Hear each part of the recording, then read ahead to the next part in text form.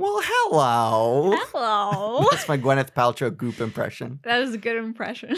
We're back with Pause It For Me. We are in our third film as we run through our history of cinema. We're just about to pass through the silent era. Today, we're talking about The Passion of Joan of Arc. And I'll tell you, our one and only recurring segment, I think I'm going to jump to it a bit early in this episode. Gabe's grades. And why What's am I jumping to it early? Whoa, look, it's Gabe! I'm here live from Keswick, Ontario. Let's go. Let's go, dude. We're talking cinema, baby. Total cinema. Let's go. Heck yeah. So this is actually the fourth, count 'em, 4 crossover episode of Karl and Gabe Go to the Movies and Pause It For Me. We were on your podcast for, I guess, 3 Couple episodes. times, yeah. Hannah by herself, me by myself, and then us together.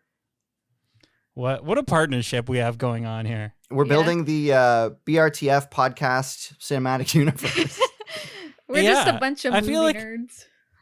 We're like an unofficial podcast, independent podcast network that has, we're not making any money yet, but we'll figure it out eventually. So true. Exactly. We are recording with Gabe remotely, so we're going to have some of that Zoom delay shenanigans of us interrupting each other and then being like, oh, did you want to go ahead? Yeah. But we're just going to have to grit our teeth and bear it. So normally when we have our guests on, I ask them maybe 3 films that describe their tastes in movies, but I understand that you have a list ready to talk about. I don't know if you want to talk about all the films. I have a list here. If we're starting off with that, I don't want to go too in depth with it. But so I'll just talk about my 4 favorite films on Letterboxd right now. Right on. You have that like the top 4 that you can select. Yeah. Yep. So my 4 favorite films right now on there are Portrait of a Lady on Fire, Before Sunset, Do the Right Thing, and The Red Shoes. Okay, so I've seen 2 of those. I have seen one of them.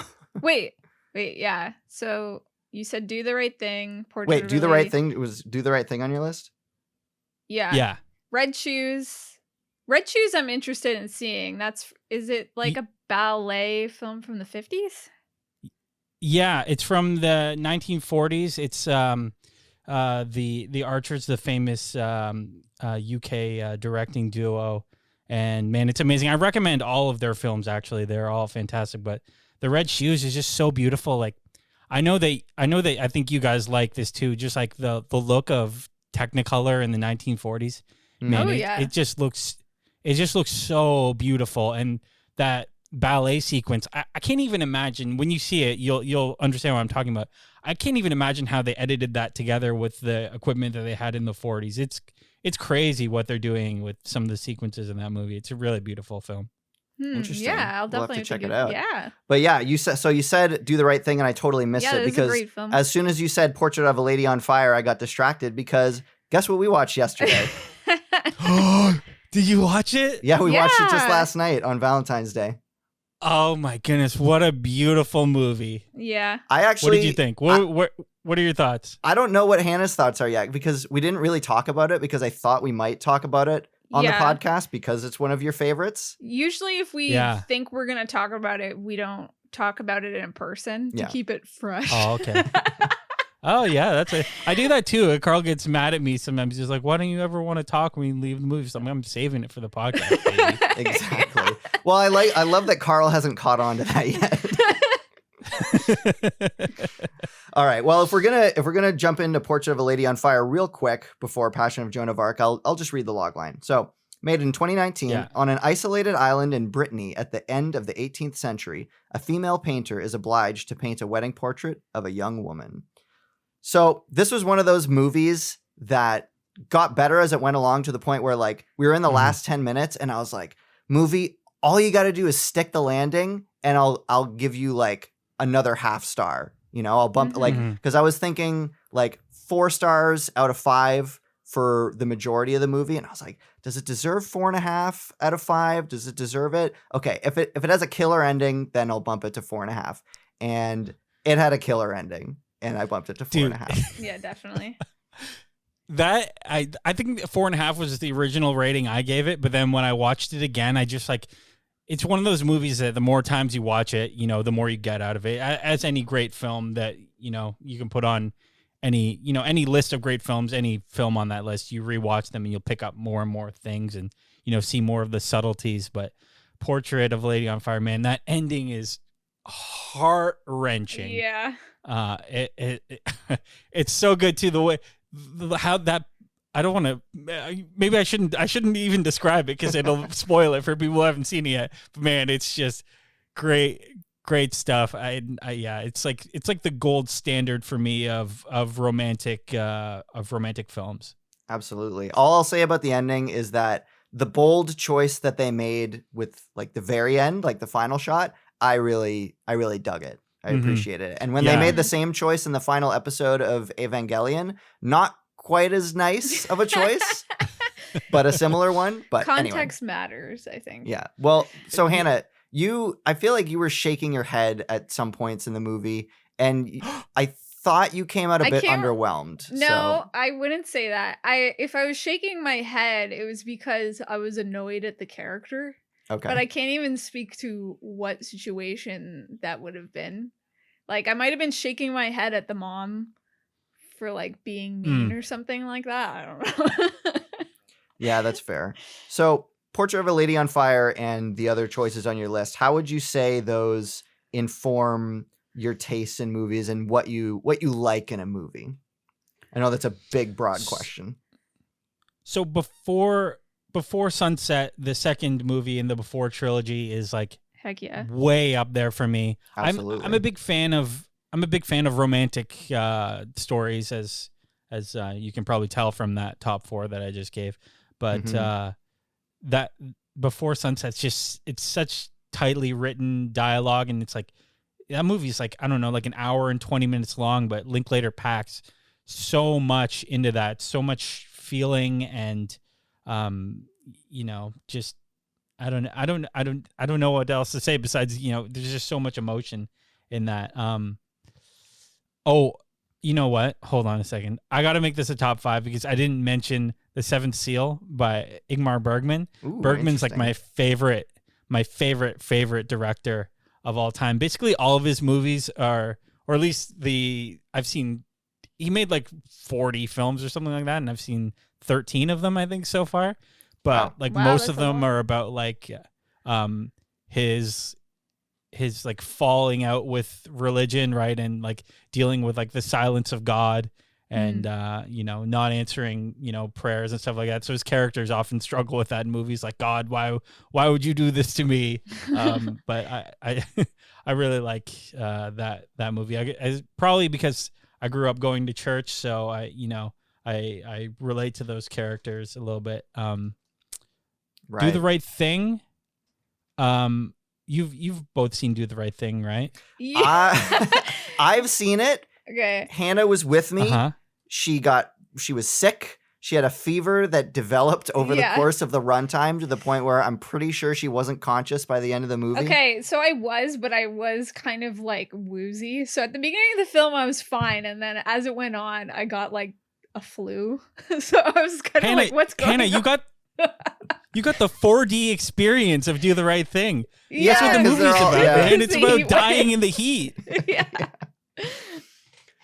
That's amazing. That's like when I saw a review on Letterboxd, there was someone saying that they forgot to drink water before they saw Dune. I got the full 4D experience of Dune.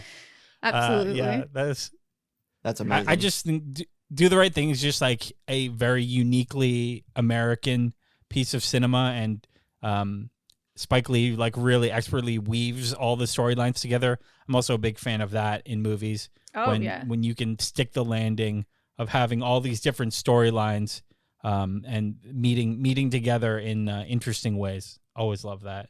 Mm-hmm. Yeah, I the love Coen a nice, brothers do tightly that a lot crafted too. script for sure. Mm-hmm. Yeah, a lot of plant and payoff. What was my last one? And by the way, The Passion of Joan of Arc that we are going to talk about is on this list. I already talked about The Red Shoes, right? Yeah. Yeah. Yep. There are others on the list that I could talk about, I'm but sure I don't know. I'll be I'll be back on again at some point, I'm sure. We can talk Yeah. about more movies that I like. Right on. So I guess we can jump right into it then. So we Mhm. watched The Passion of Joan of Arc, if you want to be all American and call it by its American name. So, like we said before, it's a silent movie. Unlike The Jazz Singer, it is like full silent. There's no dialogue in it. All music, which the music felt very modern. And at times I enjoyed how it paired with what was going on screen. Sometimes it wasn't the best, but before any of that, the logline. So came out in 1928, and it is about in 1431, Jeanne d'Arc is placed on trial on charges of heresy. Heresy? Heresy. I don't know how to say that word. The ecclesiastical jurists. How did I get tripped up on heresy, but I could pronounce ecclesiastical? The ecclesiastical jurists attempt to force Jeanne to recant her claims of holy visions. Mm-hmm. See, this is what I'm excited for this episode of the podcast, because historically, you and I, Gabe, have had very different takes on movies. Either like one of us loves it and the other one hates it, or vice versa. So I'm going to come right out and say it. The two words that actually the three, I'll throw in an extra one. The three words that I would use to describe this film are not particularly entertaining. That's funny because on my list for like the sight and sound list, my fake sight and sound list that I sent to you of my favorite movies. Yeah. My review of this movie in that list is also just 3 words, and my 3 words are Renee Jean Falconetti, baby. Not baby, baby's not in there, but I'm adding that now. 4 words. Let's go. Okay, Hannah, that means you have to give a 3-word review. What do you got? Lay it on me. Okay. Black and white, beautiful. That was 4 words. Oh, black, white, beautiful. Black, white, beautiful.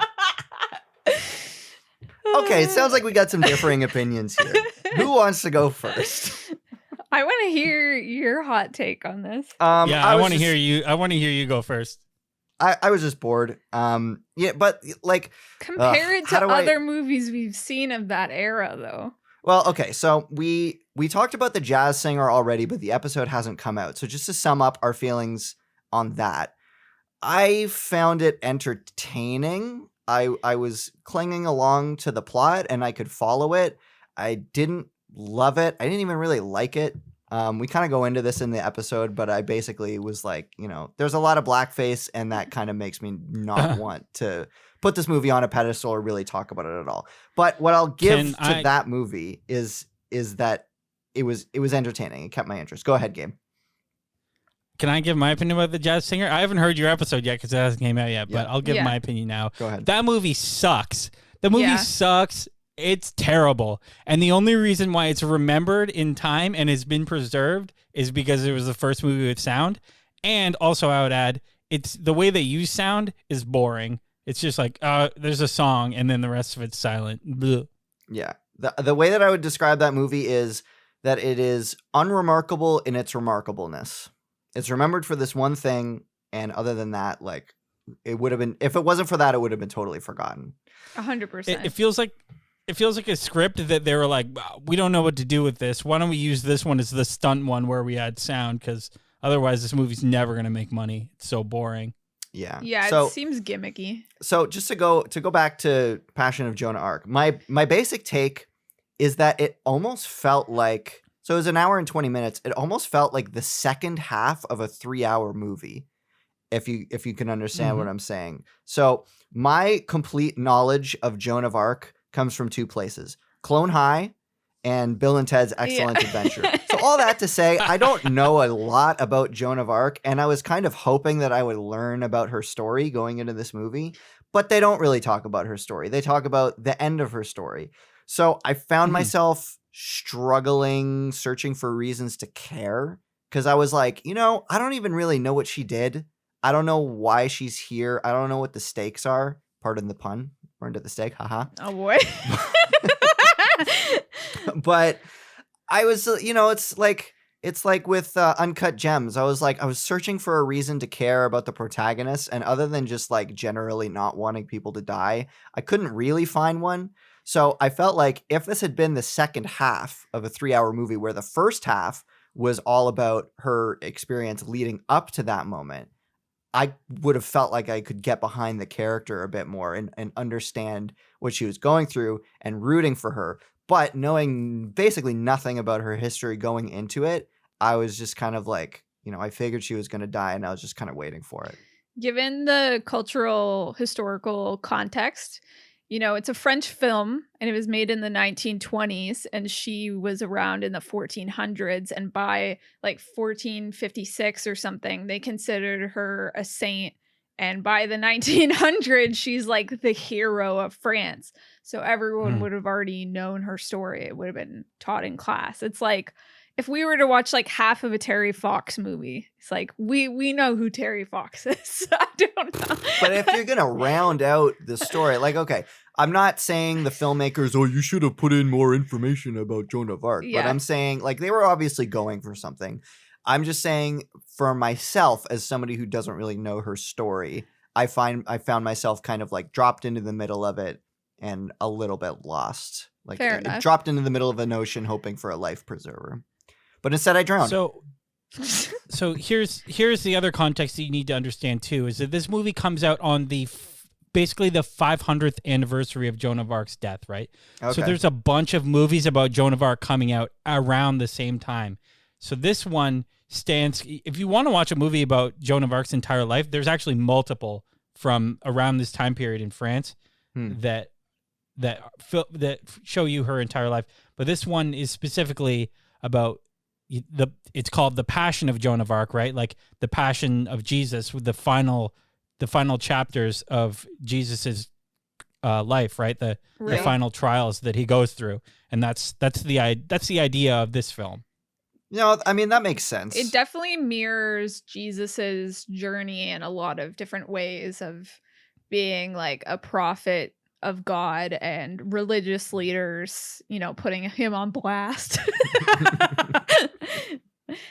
Very good choice. Yeah, and killing him for his beliefs. And she even has like the crown, and like Jesus had like the crown of thorns, and she had her crown. So it was very much mirroring that, I think.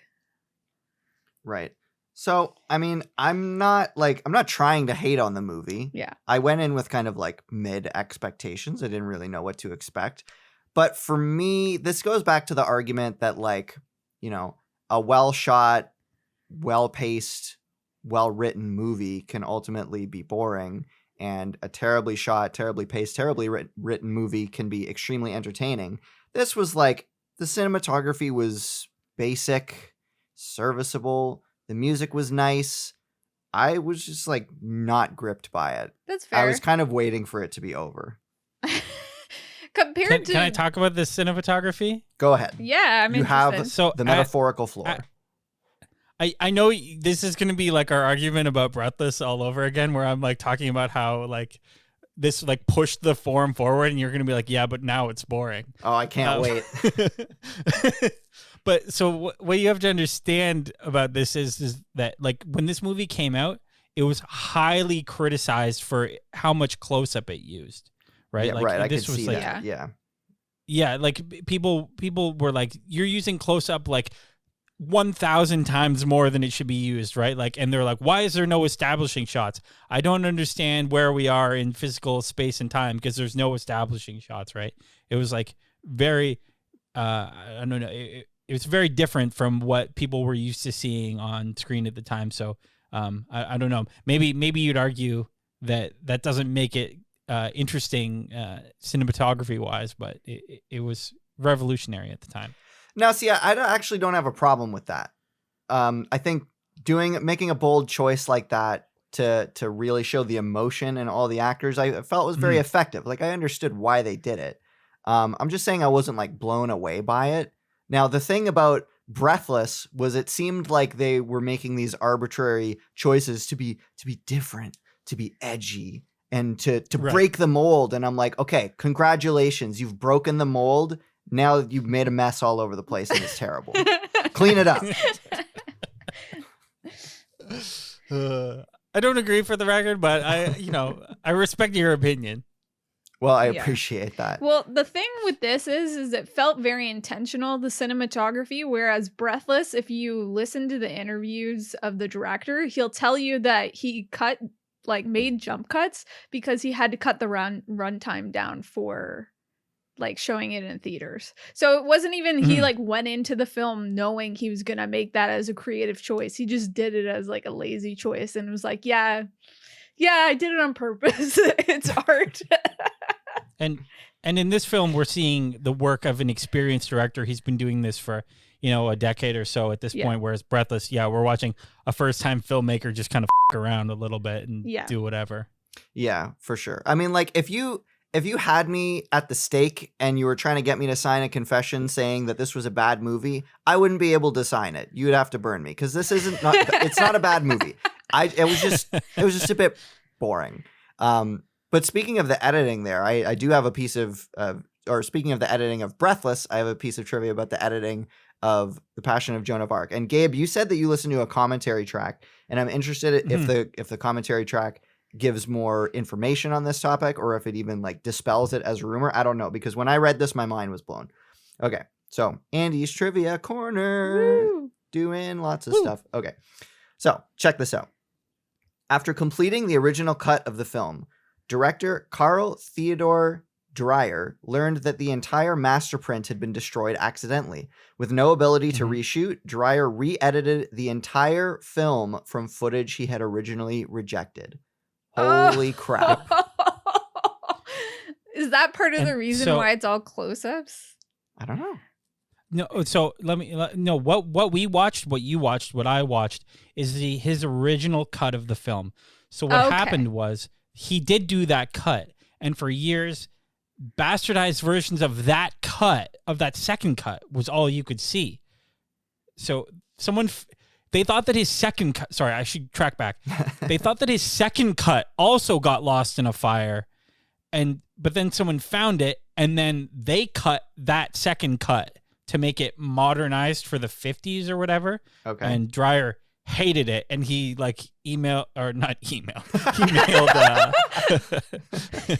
he sent a fax. He sent a letter to like the Danish Film Institute or whatever, and he was like, please restore it to the way that I did it. Like the way they done the titles was all different, and like they were adding in subtitles where they could instead of going to cards of the text, right?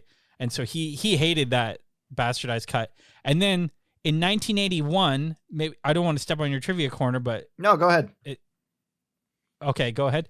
In 1981, they found the original cut of the movie while they were cleaning out a closet in a mental hospital outside of Oslo.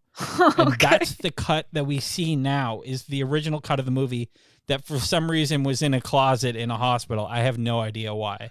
Jesus, is Metropolis all over again. Yeah. But this is the thing. This is the thing that Martin Scorsese talks about all the time with like how much of film history is lost. Like, this is a great movie. Metropolis, also a great movie, right? And these were not preserved well. Yeah.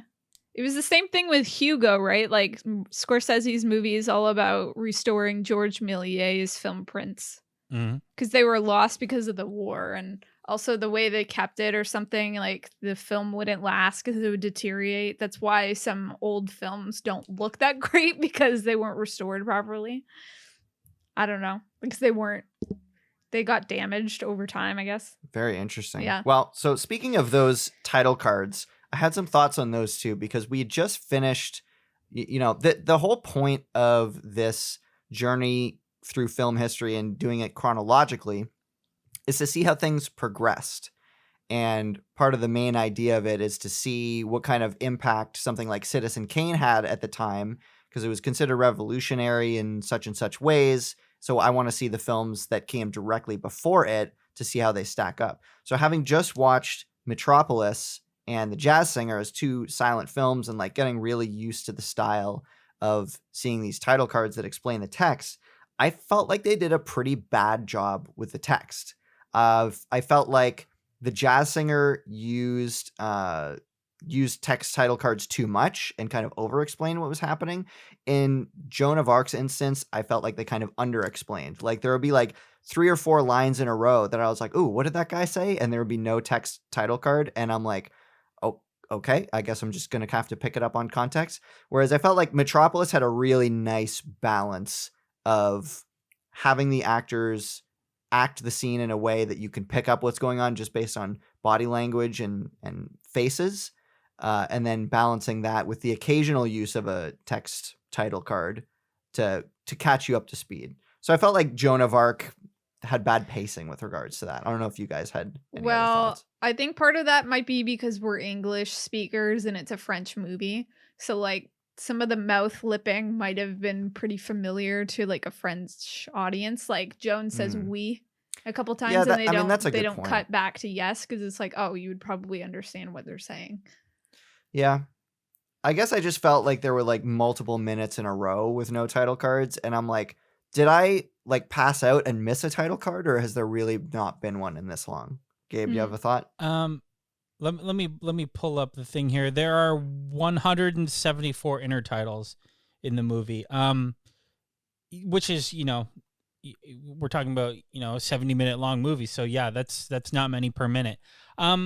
I think part of that is, the assumption that you maybe as a French person know the story of Joan of Arc, and also just too that the dialogue is taken from the historical record for the most part. Well, somewhat, right? Yeah. Yeah.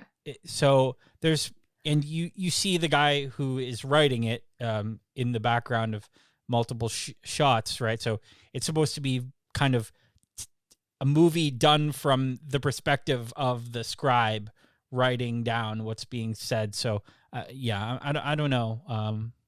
I know what you mean. I think that's a fair critique. But also maybe just Dreyer was more interested in maybe not so much the dialogue as much as just the view into the human soul, right? So he preferred to hang on those, emotional shots, right, of Renee Jean Falconetti with her eyes glazed over, tears streaming down her face, like, 1,000 yard dead in the eye stare, right? He preferred to stick to that than to, cut to, a piece of dialogue, I guess. Right. Well, I think this is the perfect time to actually just throw it to you, Gabe, because you've ranked this movie quite high on your list of movies. And obviously I'm feeling kind of mediocre middle about it. So what would you say is like your main idea for why you like it so much? I guess if you were going to try and convince me, because I'm open to it. I always want to be open to other interpretations. Right. So what I sent you was not necessarily my favorite films, but just films that I think are like the most essential and important films ever made, okay. that at least out of the ones I've seen. Mm-hmm. And so I think that what is most important in this movie is what I just talked about, is the facial acting of Falconetti it's just there's not much like it even to this day. Like the emotion on her face is just absolutely devastating. There's a few actors out there right now who can do this, just say so much just with their facial expressions, but the way she does it is just, to me, just all time great. Mm-hmm. And so impressive too for, someone who was mainly a stage actor. This is only her second movie, and it's actually her last movie. I guess maybe just so refined because she spent so much time on the stage that she could pick it up so quickly. Another interesting thing about this movie too, one of the earlier movies to not have the actors wear makeup. Ooh, now you're reading off my trivia corner list. That's evident because they don't look like they're in the 1920s. Yeah. Well, all I was going to say is, none of the actors wear any makeup, which was unheard of in the silent era. Karl Theodor Dreyer thought this lent strength to the characters' faces. And I think that really lends to what you were talking about, that this is like all about the facial acting, all about the emotion which usually I'm down for. Mm-hmm.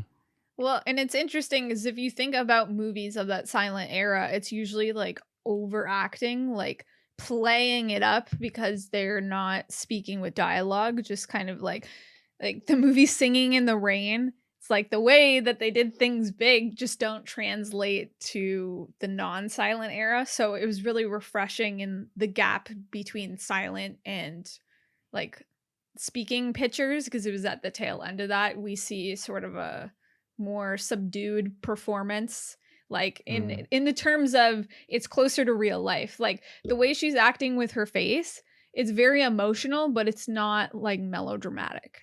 Well, it's interesting because I feel like actors who come from a stage background are used to doing things big. That's what I thought. And having less subtle performances because, you know, they need to play to the rafters. They need to play to the people in the back seat. So I think utilization of close-ups like this, which is something that theater can't really do, is a great way to show off really emotive and impactful stories like this. And well, you can't hide it in the edit. If it's all played out in the wide, it's kind of, you know, more forgiving, but you know, the close-up never lies kind of thing. And I think something that probably made her a very effective stage actor is just like her eyes are gigantic. She has just huge eyes. So, you know, even on stage, you'd be able to see how big her eyes are. And when you hit her with a close up on camera and she's crying, it's just, you just feel it so acutely when you're watching her. So I just wanted to make a note. The reason too why they were able to not use makeup was just the different film stock that they used in this movie, right? They used panchromatic film, which was able to capture reds and yellows better than autochromatic film stock could. So, you know, obviously you had to wear makeup if you had white skin, right, with autochromatic film stock, because, you know, the reds and yellows, it's not picking it up properly.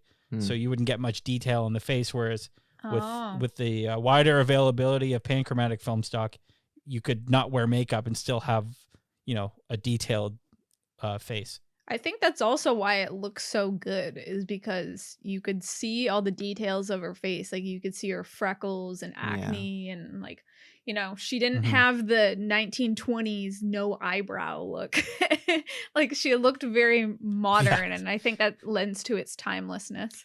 Yeah. This topic reminds me a little bit about one of the shots in The Lighthouse where he's looking at the light in the lighthouse. And I think they use like a filter on the lens that they turn so that lets you, it's either they turn it one way and you see all the detail in the face, or it's the opposite where all the detail starts to like go away from the face. I can't remember exactly how it happened, but similar sort of look and feel, being able to see like all of the little freckles and imperfections on the actors' faces. Yeah. Well, that's another black and white 4x3 film as well, so definitely similarities in the cinematography. I love that movie. Yeah. Heck yeah. It's great. Fantastic. Speaking of special effects like that and skin in particular, Hannah, I think this is going to blow your mind. Ready for this? Let me hit you with this piece of trivia. Real blood from a real puncture wound was used in the scene where Joan's arm is cut. Oh my goodness. But it was that of a stand-in and not Maria Falconetti. Okay. Because when that scene happened, I'm like, oh, that looks so fake. Like, would it actually be spurting like that? And it was real. That's disgusting. Yeah. Hannah, and here's something even more mind-blowing. Because the second version of the film was taken from cut footage, they did multiple takes of that. They did at least 2 takes of that. Oh, no. Of that blood. And the second, the one in the one in the cut made with the, you know, the cut stuff, the blood doesn't spurt as well. Like there's so much blood coming out of that arm. I cannot believe that that's real. Like that person lost a lot of blood. That's what I was thinking. It was like, you know, how Joan was feeling in the film where she's like, I'm pretty sure I'm close to death. That must have been how that stand-in felt. That's crazy. Yeah.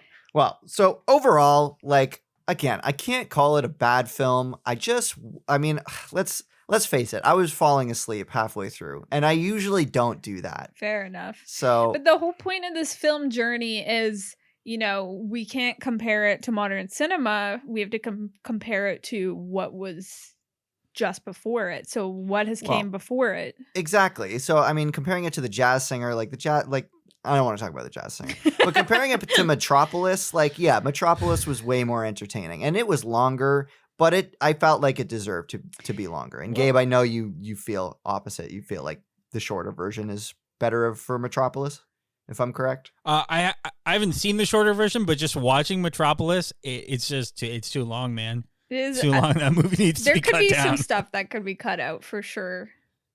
Yeah. Well, and then it's funny because I feel the opposite way for Joan of Arc. I was like, where's the other half of the story? Well, and we're comparing two different types of movies. Like Metropolis was a blockbuster kind of deal with the big sets and, the crowds of people and everything. And then Joan of Arc was all like artsy close-ups. It's like comparing like Top Gun to like an A24 film. Now, like it's just not the same. I don't know. And that was kind of what you just said about a series of close up. That was a criticism of it at the time when it came out, was that it was people thought well shot artsy movie, but they're like, but it's really just a series of beautiful pictures, and they didn't see much substance to it. But I disagree with that. And just to put it in context a little bit more, this movie has 1,333 shots and 174 intertitles for a total of 1,500 different shots / titles. The average Hollywood movie at the time had 500 to 1,000, depending on the length. So this is much more rapidly cut than anything that was coming out of America at the time. The only thing that would have been more rapidly cut than this at the time would have been what Eisenstein and other people were doing in the Soviet Union. Yeah, it's interesting. I did notice that it felt like a lot was going on. It was a lot faster paced, yeah, because usually when you think of silent films, it's played out in the wide and each shot lasts forever, like a theater play. Yeah, it's interesting. Like the way that this movie chose to do its shots, I felt was like actually kind of the opposite of Portrait of a Lady on Fire, where I was noticing actually a lot of wides. And early in that movie, I was thinking, why are they holding on the wide so much? And I think it was because they were trying to do sort of the every frame a painting kind of thing and really focus on the tableau, the composition and holding on it as if it was a painting. It made sense with that context. That was something that I really liked about that movie. Yeah. Portrait, man. I highly recommend, just to talk about Portrait for a second. Yeah. I highly recommend all of Celine Sciamma's movies. They are all fantastic and beautiful and deeply, deeply personal feeling. Well, I'm definitely interested in more because I really dug it, especially the way that they capped it off. I thought it was great. For sure. So I think we're heading towards the end of our discussion on Joan of Arc. Any final thoughts and a rating if you guys want to give one? Hannah, you go first. Well, it was like, in terms of silent films, I think if you're going to watch one silent film, this should maybe be the one. Really? Because it's more, it's a little bit more modern. It's more accessible. It's more boring. I'm not going to get over this. If you're going to watch a more traditional silent film, I think it should be Nosferatu live. Right. I think Passion of Joan of Arc would be really great shown in like an old church with like an orchestra, like live music. Yeah. I mean, any silent film is going to be better with live music. Yeah, absolutely. I just think it adds to the grandioseness, like, the way we're seeing these type of movies. I mean, not to be too pretentious, is we're well past that. Yeah. We're seeing silent movies in the comfort of our home in the way that they were never intended to be seen. Whereas modern movies, they know that the viewer may or may not be seeing it in like a home experience at some point. Well, I mean, you certainly have a point, but at the same time, Metropolis was able to captivate me in the comfort of our own home. That's fair. And Joan of Arc, not so much. I was very aware that I was just sitting in front of a TV, watching it, clicking my pen against my forehead, waiting for it to end.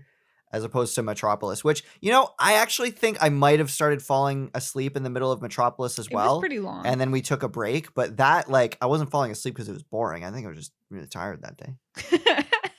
Okay, and it's also like Metropolis is a sci-fi movie, and this is like a historical drama. So it's like it's two different it's two different genres. Yeah, I mean that right there might be the crux Part of it, yeah. why I like Metropolis and not so much Joan of Arc.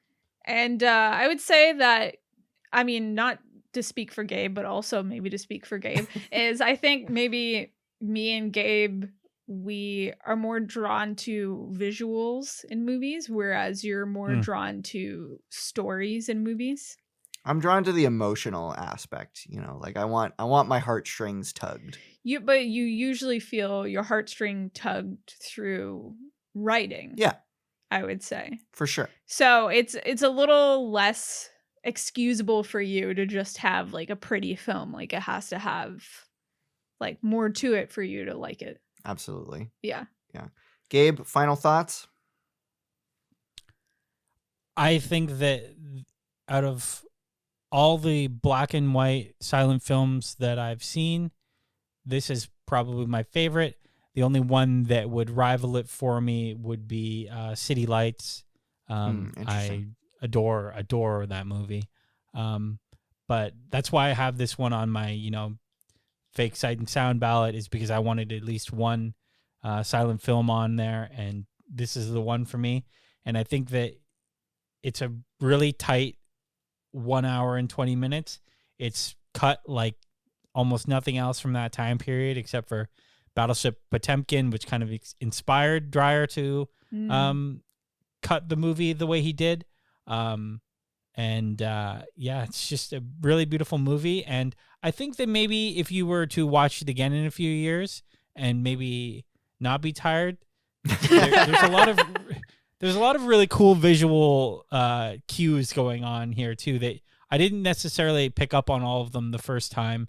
Like there's a shot at the beginning where the priest comes in to the room and he's trying to convince Joan that he's her friend, and then she was looking at the cross on the ground earlier being cast on the ground by the window bars, and when he walks into the room and tries to convince her that he's her friend, he walks in front of it and steps on the ground where it was and blocks out the sun that was causing the cross to be on the ground. So we know that we can't trust this man.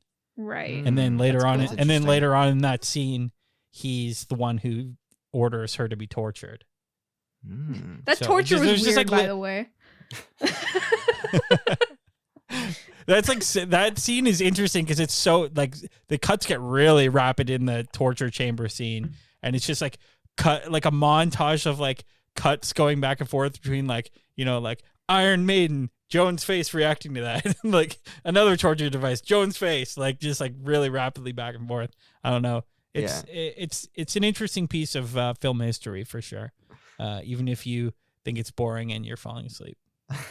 Well, they were holding up like a feather and stuff, and Andrew's like, "Are they torturing her?" I'm like, "It looks more like they're just annoying the crap out of her." Well, this is what I was gonna say. Is like the guy was like, "All right, let's get on with the torture," and then like I think 2 scenes from then they got to the torture with the big spinning wheel, which I guess is the Iron Maiden, if you say that it is. But before they got there, the three Stooges come in, and they Larry starts like tickling her with a feather or something, and they're just like poking her, and I'm like, was this supposed to be the torture? Yeah. Well, that's kind of like Jesus too, is they're mocking him and stuff. So I think that's a lot of parallels to that. And in that scene too, they're mocking Joan and also mocking Christ too in that scene. There's a lot of parallels. Obviously, that's what he was trying to draw between the story of Jesus and the story of Jeanne d'Arc. Right. So I think, I would be interested to watch it once I like actually read up about the story of Joan of Arc a little bit more.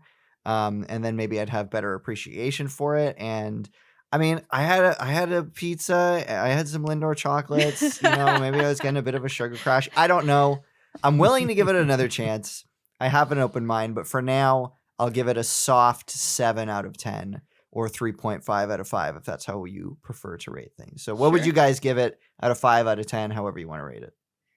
You know, as like a portrait photographer, I just found the shots really beautiful, all the close-ups of the face and the way that it was lit and everything. And, you know, to me, I found that really impressive of the silent film era. And I mean, I just love the catch lights and I love the emotions. Some of the dialogue was a little bit hard to follow, but they were recreating the trial, so I'll give it a pass. So I'm gonna give it a 4 out of 5. 4 out of 5. Yeah. Interesting. Yeah, a little bit more than me. And then Gabe? Just one more shot that I want to talk about, actually. Sure. And it just brought up how beautiful the photography is. The shot just after, I think it's just after she gets the, whatever it's called. I forget what it is. Sorry, the crown, the stake. She gets to confess. Sorry, she does confession. Oh yeah. Just after she does confession, the way that Dreyer frames up the shot, the bars on the window in the back that have been, just like, like a T or like a T shape the whole time. Yep. He frames it up so that now it's a crucifix over her shoulder from a low angle. And it's just it's a really, really beautiful shot. Anyway, this movie's great. I gave it 4.5 out of 5. Right on. That's high praise. Yeah. Right on. Well, there's some 3 sort of recommendations. I guess if you can understand our taste in movies, then you can know whether or not this movie is for you. If you want to know a little bit more about our taste in movies, you can check out our Letterboxd. On Letterboxd, I am at Winesty, which is unfortunate. I wish I could change it to just my name, but I don't think that I can. Maybe you could. I'm Hannah Brannon. In general, and on Letterboxd. Yes. I'm Gabriel Klassen. Gabriel Klassen is you lucky duck. Yeah, what's up? Right. So next on our list, going into the future of our chronological journey through film history, we finally moved out of the silent era, and next we're going to be taking a look at one that I am very excited for, which is King Kong from 1933. So in a couple episodes, we'll talk about that. I'm very excited. But Gabe, thank you so much for coming on. I'd love to have both you and Karl on the podcast at some point to talk about a topic that has been on my mind for like at least half a year for all 4 of us to talk about, which is our all-time Oscar picks. So I want to do sort of like an Oscar ballot where you get to pick any movie, any actor, any actress, any script from throughout film history and say, this is my top pick for this Oscar category. It's a real tough choice. Can I just ask a question? Does it have to be movies that were nominated for that Oscar? No. For us to choose them? Okay. So that makes it really fun for me because I get frustrated with the Oscar nominations. Can I give absolutely. Before I just want to say, because you're talking about King Kong, I'm looking forward to watching that because I've only seen the first half of that movie because we watched it in 9th grade French class. And we watched half of it one day. And then the next day, I showed up 5 minutes late and the teacher refused to let me into the classroom. And I had to sit outside the classroom for the whole hour and 40 minutes. And I never saw the second half of King Kong. So holy crap. I'm looking forward to it. Yeah. You just send that teacher an email and be like, hey, well, you know what? I'm an adult now and I can finish King Kong if I want to. You can't make me sit in the hallway anymore. And what does that have to do with French? We will never know. No idea. I think my brother watched Batman Begins in French class. French teachers are off the rockers when it comes to movies, apparently. Yeah.